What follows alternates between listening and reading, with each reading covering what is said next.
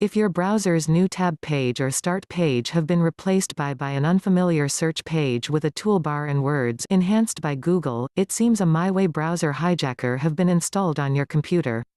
You can quickly and easily remove the browser hijacker with the help of an antivirus, or use a manual method.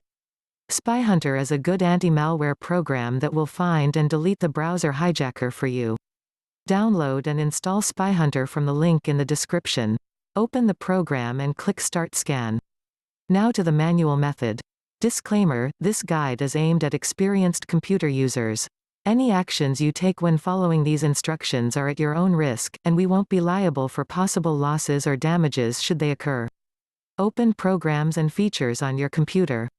Sort the list of installed programs by date. Find recently installed programs you don't recognize and delete them. On Google Chrome Open Menu, select More Tools, then Extensions. Find and remove unfamiliar extensions. Open Menu and select Settings. Make sure that your search engine and startup page have your preferred settings.